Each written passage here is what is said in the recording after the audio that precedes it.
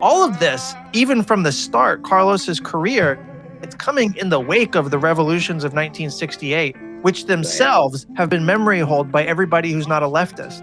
I only learned about the revolutions of 68 by starting to engage people like Perry Anderson. Didn't learn it in all of my political science, PhD, all this shit. It never came up once, know? Well, that's really key too, because that was like a mass movement and it was crushed.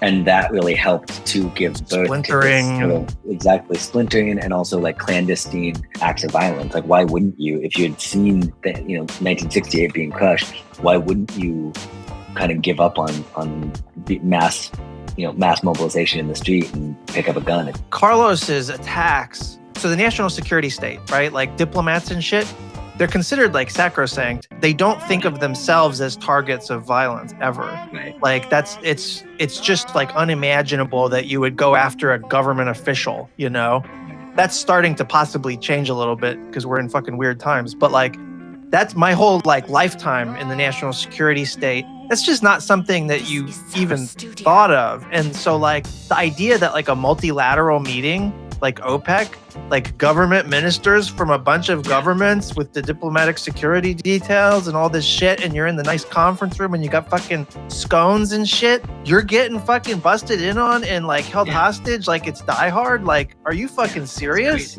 And this is real.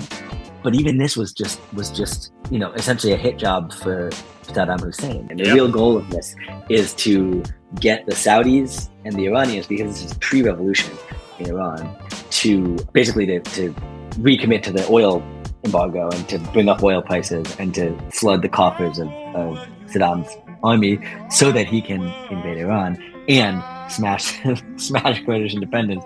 And I think it's so funny that like a lot of the things that Carlos is tasked with doing are pretty beyond the pale to like a modern leftist sensibility, right? Like smashing the Kurdish independence movement, or we're here to manipulate oil prices. And it's like, what? Yeah.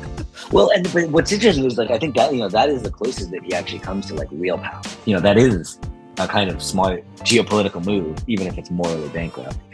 It's more than underpants gnome logic at that point. Exactly. Yeah. Exactly. And it's because he is the trigger of actual state level geopolitics.